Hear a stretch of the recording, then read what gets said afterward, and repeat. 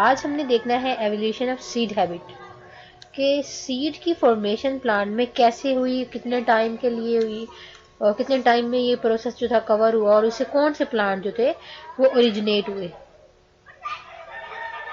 जब हम ये किंगडम प्लांटिंग का रिव्यू करते हैं तो हमें पता चलता है कि सीड प्लांट यानी कि सीड प्लांट्स को हम स्पर्मेटोफाइट्स बोलते हैं। ये प्री सीड प्लांट जो है या स्पर्मेटोफाइट्स जो है ये प्री डोमिनेंट हैं over the non seed vascular plants, यानी कि जो प्री डोमिनेंट हैं, जो डोमिनेंट प्लांट हैं बाकी सारे प्लांट से, वो सीड प्रोड्यूसिंग प्लांट है। और ये सीड फॉर्मेशन का या सीड डेवलपमेंट का जो प्रोसीजर है ये एक सिग्निफिकेंट इवेंट है प्लांट की हिस्ट्री में, जिससे प्लांट के रिप्रोडक्टिव स्ट्रक्चर में चेंजिंग आती है और प्लांट ने सीड की फॉर्मेशन की। और ये सारा जो प्रोसीजर है ये तकरीबन 365 मिलियन ईयर्स पहले लेट डिवोनियन टाइम्स में ये जो था प्रोसेस हुआ था। टेक्निकली हम सीड की जो डेफिनेशन करते हैं, सीड को हम बोलते हैं this is a fertilised ovule. Fertilised ovule is called the seed. और ओव्यूल क्या होता है? ओव्यूल असल में इंटेगमेंटेड इनडेhiscent मेगास्पोरेंजियम, यानी कि मेगास्पोरेंजियम जो कि इनक्लोज होती है, किसी स्ट्रक्चर के अंदर पैक होती है, और इसे बोलते हैं ओव्यूल। और इंटेगुमेंट्स जो हैं वो उसकी कवरिंग होती हैं, जिस तरह ये दिखाया गया है डायग्राम में देखें तो ये जो इसके ऊपर लेयर्स हैं ओव्यूल के सराउंडिंग में, जिसने इसकी प्रोटेक्शन के लिए इसकी कवरिंग बनाई हुई है, इन लेयर्स को बोलते हैं इंटेगुमेंट्स।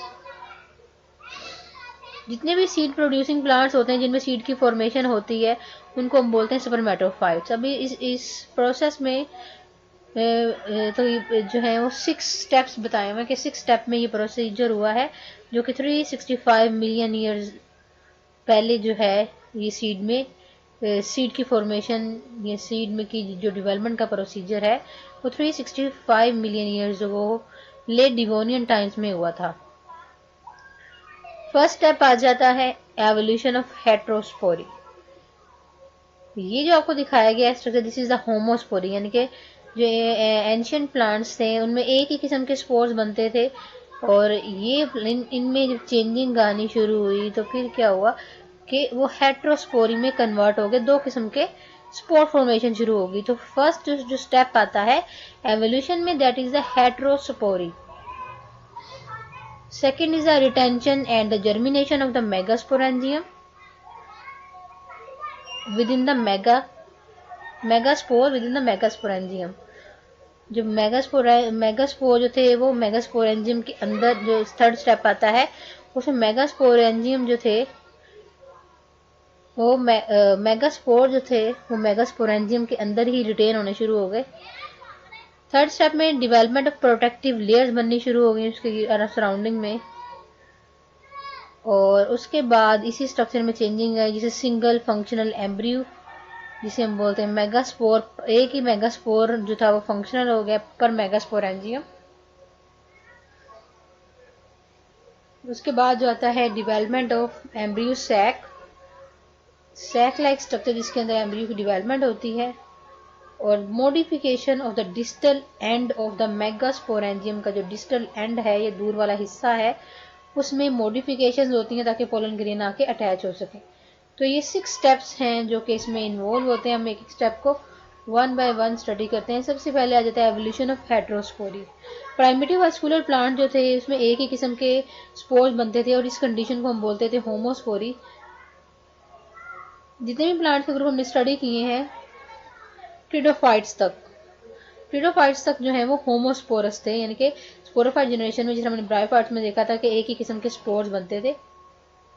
एवोल्यूशन की जो अर्ली फेज में क्या हुआ कि प्लांट के ग्रुप ने प्रोड्यूस करने शुरू कर दिए 2 टाइप के स्पोर्स, माइक्रोस्पोर्स और मेगास्पोर्स। जिस तरह कि आपको नजर आ रहा है ना, ये स्मॉल है, ये माइक्रोस्पोर्स हैं, और लार्ज जो है वो मेगास्पोर्स बनने शुरू हो गए। माइक्रोस्पोर जो थे वो प्रोड्यूस होते थे इनसाइड द स्ट्रक्चर, इसको बोलते हैं मेगास्पोरेंजियम। मेगास्पोरेंजियम के अंदर मेगास्पोर बनते हैं जो कि मेल गैमीटोफाइट बनाते हैं या माइक्रो गैमीटोफाइट बनाते हैं, और मेगास्पोरेंजियम के अंदर मेगास्पोर जो है वो मेगास्पोरेंजियम के अंदर जर्मिनेट करते हैं, यानी कि उसी स्ट्रक्चर के अंदर ही जर्मिनेट करते हैं और मेगा गैमेटोफाइट में कन्वर्ट हो जाते हैं। उसके बाद आ जाता है retention and germination of megaspore with in the megasporangium. Second step में क्या हुआ, जब हम देखते हैं कि नॉर्मल प्रोसेस होता है, यूजुअल प्रोसेस जो है रिप्रोडक्टिव साइकिल में, उसमें हेट्रोस्पोर जो वास्कुलर प्लांट्स थे उनमें मेगास्पोर्स जो थे वो शेड हो जाते थे, नए स्पेसिफिक स्ट्रक्चर से वहाँ से रिलीज होते थे और वो जर्मिनेट, और वही जो मेगास्पोर जो हैं वो जर्मिनेट होते थे, फीमेल गैमेटोफाइट बना देते थे। लेकिन कुछ प्लांट जिस तरह सिलेजिनेला है उसमें मेगास्पोर जो हैं वो स्केप नहीं होते अपने उस मेगास्पोरेंजियम से, यानी किसी स्ट्रक्चर के अंदर ही जर्मिनेट करते हैं, इसमें से जो है वो इसमें से रिलीज नहीं होते। और कुछ प्लांट्स में ये मेगास्पोर जो है परमानेंटली इसी स्ट्रक्चर के अंदर ही रहते हैं और अपनी फॉर्मेशन के बाद जो वो उसी स्ट्रक्चर में रहते हैं, और मेगास्पोर जो है वो परमानेंटली इसी स्ट्रक्चर को बोलते हैं मेगास्पोरेंजियम, इसी में रहते हैं और इसी के अंदर ही जर्मिनेट करते हैं।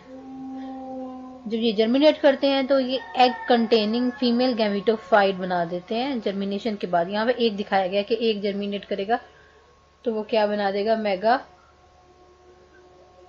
मेगास्पोर जो जर्मिनेट करेगा और एग कंटेनिंग फीमेल गैमेटोफाइट बना देगा।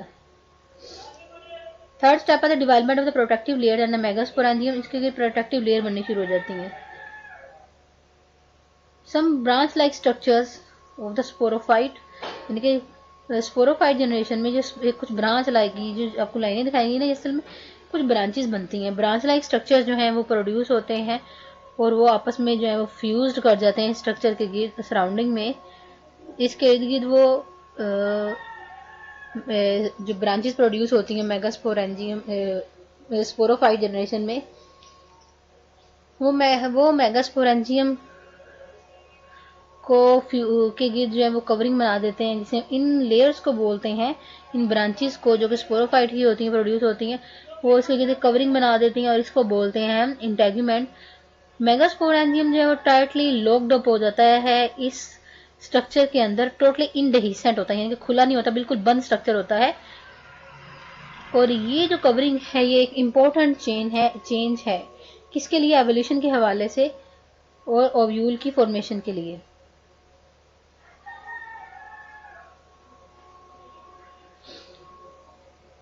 और इसी इंटेगुमेंट इनडेहिसेंट मेगास्पोरेंजियम को ओव्यूल बोलते हैं। इस तरह जो है एग सेल को जो है मजीद प्रोटेक्शन मिल जाती है ट्रस्टियल इन्वायरमेंट से। उसके बाद क्या होता है, जब वो रिटेन होता है इस स्पेसिफिक स्ट्रक्चर के अंदर, तो इसी के अंदर उसकी जर्मिनेशन होती है। फर्स्ट स्टेप आ जाता है reduction of a single functional megaspore पर मेगास्पोरेंजियम। हर मेगास्पोर मदर सेल्स के अंदर जो है वो उसमें मियोसिस होती है और 4 गैमेटोफाइट प्रोड्यूस होते हैं। और इन 4 गैमेटोफाइट, यानी कि इसके अंदर इसकी जर्मिनेशन होती है 4 मदर सेल्स की। जर्मिनेशन के बाद 4 गैमेटोफाइट्स बनती हैं। इन 4 गैमेटोफाइट्स के दरमियान के आपस में जो है ना वो कंपटीशन होता है स्पेस के लिए, फूड के लिए। और जो इसमें से जो ज़्यादा हम कहते हैं जो है जिसमें एबिलिटी होती है, उन चारों में से एक मेगास्पोर जो है वो सिलेक्ट होता है, बाकी 3 जो हैं वो अबॉर्टेड हो जाते हैं, ख़त्म हो जाते हैं। इसलिए हम कहते हैं reduction of single functional megaspore, यानी कि एक ही मेगास्पोर पर स्पोरेंजियम। एक स्पोरेंजियम के अंदर सिर्फ एक ही मेगास्पोर जो है रह जाता है, बाकी 3 जो हैं वो ख़त्म हो जाते हैं, डिसइंटीग्रेट हो जाते हैं या अबॉर्ट हो जाते हैं। उसके बाद जो एक सिंगल मेगास्पोर पर स्पोरेंजियम रह जाता है, उसके बाद जो स्टेप आता है that is the development of an embryo sac within the megasporangium. एक सिंगल मेगास्पोर जो कि मेगास्पोरेंजियम में होता है वो वहीं पे जर्मिनेट करता है और एक एग सेल प्रोड्यूस कर देता है, जिसमें जो कि एक फीमेल गैमेटोफाइट है। जब वो एग सेल प्रोड्यूस करता है that is the female gametophyte. इस egg cell containing female gametophyte को हम बोलते हैं एम्ब्रियो सैक।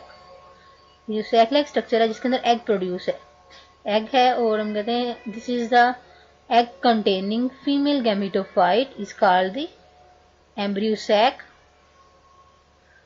और उसके बाद जो है लास्ट स्टेप आता है modification of the distal end. अब इसका डिस्टल एंड में मॉडिफिकेशन आती है, जो इसमें जो most important structural functional changing आती हैं सीड की डेवलपमेंट के हवाले से मोस्टली कंप्लीट हो चुकी हैं। अब जो मॉडिफिकेशन आती है वो ये है कि मेगास्पोरेंजियम में क्या होता है कि टोटली इंटेगमेंटेड है, यानी कि कवरिंग में होती है, और इंडहिसेंट है, बिल्कुल बंद स्ट्रक्चर है जो कि स्पोरोफाइट के साथ अटैच होता है। इसका जो दूर वाला सिरा होता है जिसे हम बोलते हैं डिस्टल एंड, मेगास्पोरेंजियम का डिस्टल एंड होता है, इसमें मॉडिफिकेशंस आती हैं। अभी ये मॉडिफिकेशन क्या आती हैं, ये मॉडिफिकेशंस इसके डिस्टल एंड में होती हैं ताकि वो, यानी कि यहाँ पे कुछ चेंजिंग आएंगे, स्पेसिफिक एक स्ट्रक्चर बन जाएगा ताकि यहाँ पे आके पोलन ग्रेन्स अटैच हो सके। और पोलन ग्रेन की कैप्चर करने के लिए और माइक्रोस्कोप, ये जो पोलन क्या होते हैं माइक्रोस्पोर कंटेनिंग जो मेल गैमेटोफाइट है उसकी अटैचमेंट के लिए इसमें चेंजिंग आती है। पोलन ग्रेन जो है जब इसके डिस्टल एंड पे यहाँ पे कैविटी के अंदर मेगास्पोरेंजियम में आके अटैच होते हैं, तो यहाँ पर जो है वो एग के साथ फर्टिलाइज करते हैं जिससे जाइगोट बन जाता है, और जाइगोट जो है वो कन्वर्ट हो जाता है एम्ब्रियो में। यही मेगास्पोरेंजियम फर्टिलाइजेशन के बाद जो है ये जो एग सेल था, जब इसकी फर्टिलाइजेशन होगी यहाँ पे पोलन ग्रेन आके अटैच होगा, वो इसके अंदर एंटर होगा, फर्टिलाइजेशन होगी। फर्टिलाइजेशन के बाद जो है ये जाइगोट बन जाएगा, और जाइगोट जो है वो एक एम्ब्रियो बना देगा। ये मेगास्पोरेंजियम हम कहते हैं, यानी कि ये जो ओव्यूल है फर्टिलाइजेशन के बाद कन्वर्ट हो जाएगा जिस स्ट्रक्चर में, that is actually the seed. और ये जो इसकी इंटेगमेंट्स थी, ये लेयर्स थी, ये सीड का कोट बना देती हैं, और ये सीड जो है वो maximum degree of protection provide करता है अपने एम्ब्रियो को, ताकि वो जो इन्वायरमेंटल टेरेस्ट्रियल अनफेवरेबल कंडीशन है उससे इसकी प्रोटेक्शन कर सके। और हम कहते हैं ये जो सीड की डेवलपमेंट का प्रोसेस है ये असल में एक जाइंट लीप है, एक बहुत बड़ी जंप है जिसने प्लांट को इस काबिल बना दिया है कि वो परमानेंटली जो है वो लैंड पे कॉलोनाइज हो सकें और इजीली जो है अडेप्ट हो सकें डिफरेंट किस्म के हार्श इन्वायरमेंटल कंडीशन से। प्लांट की प्रोटेक्शन के लिए ये एक जो है वो सक्सेसफुल एवोल्यूशनरी चेंज है।